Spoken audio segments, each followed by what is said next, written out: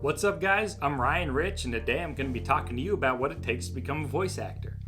Here's what you're going to need to know.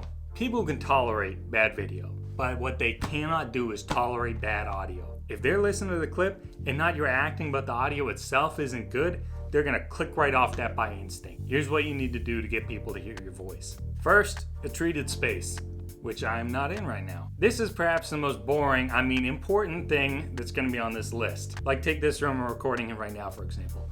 It's kind of echoey, it's a weird shape, there's not much in it to absorb the sound, so that's why when I actually record for voiceover, I do it in this booth I built here. It just built out of PVC pipes and some moving blankets, but you don't have to do that. What you can do instead is get into a closet filled with clothes to absorb the sound, or just get under a blanket. Basically, you don't have to go out and buy all the expensive, fancy studio foam, even though it looks really cool. Next, a mic stand.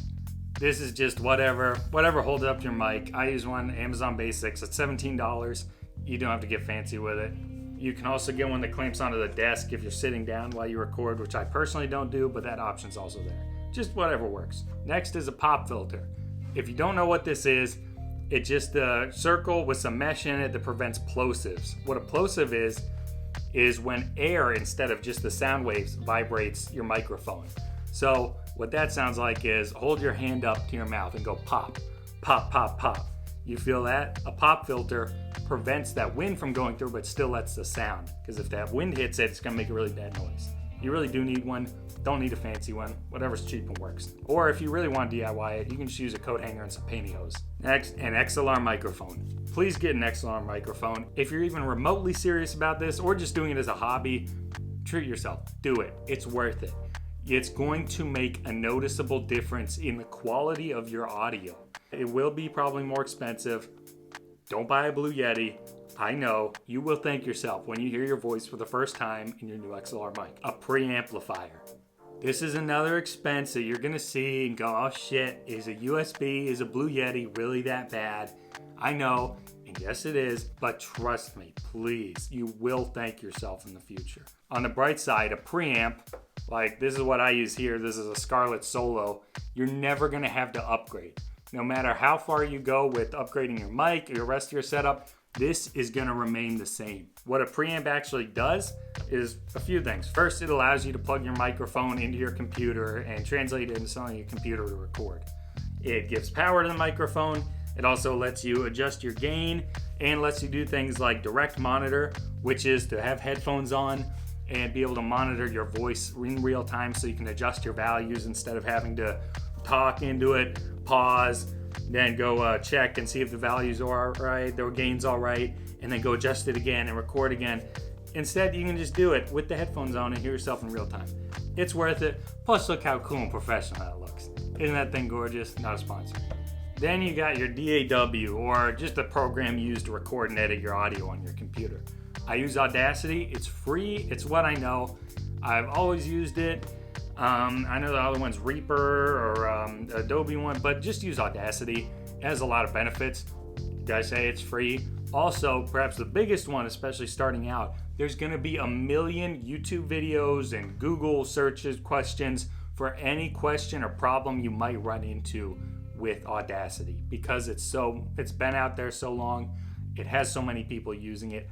This is going to be one of the biggest advantages. One thing right off the bat that I do with Audacity, I can recommend to you. I'll link in the description. It's a video about how to install and use a plugin. It's called a declicker. Takes care of all those annoying mouth saliva clicks you hear and cringe at while you're editing.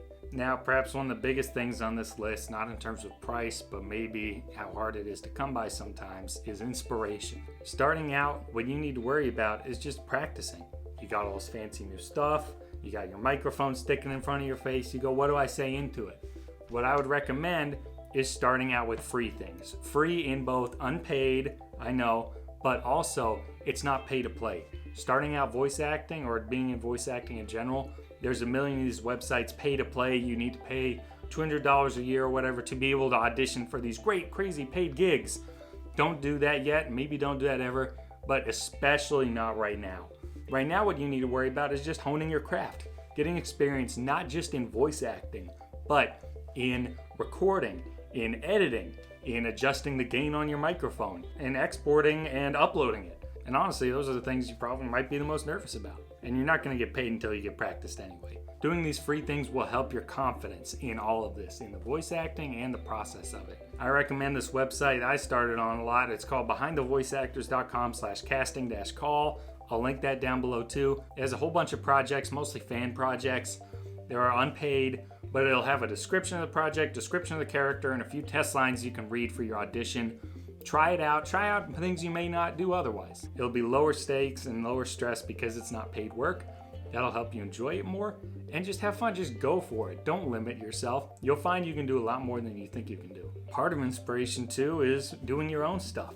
I like telling scary stories. I always have. That's one thing I've done on this channel. I read and upload scary stories and even write some of my own. Do things that are your own, that you're passionate about. Do things you care about, even if it's not making a scary story to upload to YouTube. Narrate over one of your favorite scenes. Doing things like that will help you with your enjoyment of it, with your passion for it. And that's one of the most important things to keep in mind while you're doing this. Also important to keep in mind, you will make mistakes. You will turn in some really shitty audio that later you go, oh my God, I didn't use this. I didn't have the D clicker in it. I was peeking and forgot that one. That's okay. Know you're going to make mistakes, and knowing that will help you overcome them. Doing your own stuff is also even less stress because you're not working for a client, even if it's not paid. You don't have deadlines, nothing like that.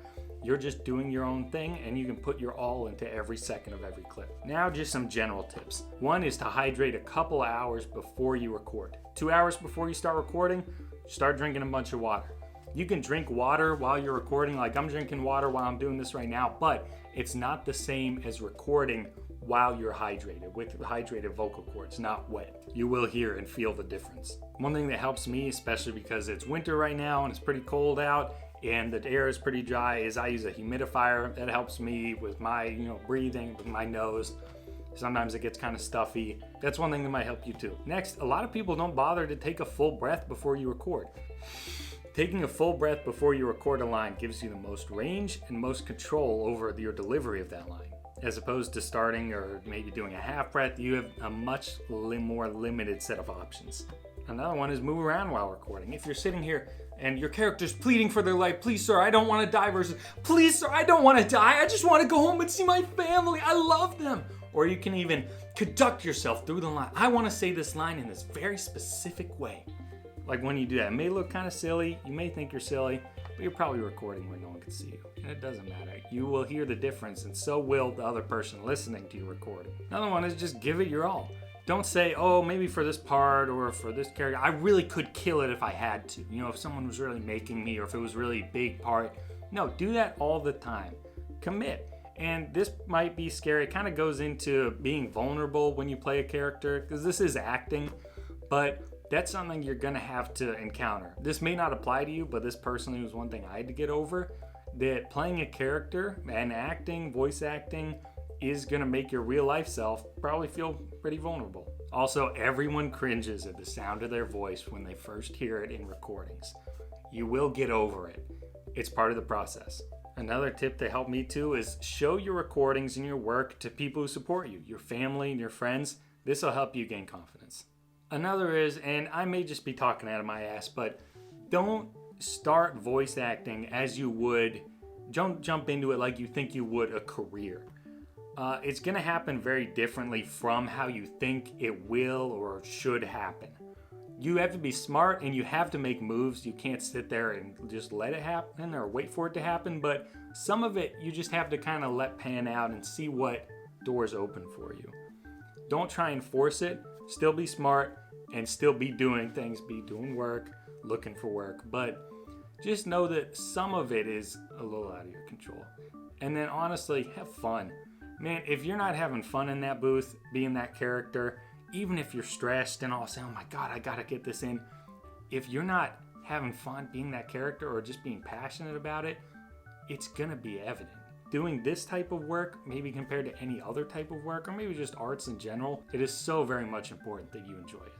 I think I've said everything I need to say. I really hope this helps. Thanks so much for stopping by. I'm Ryan Rich, and I can't wait to see you again.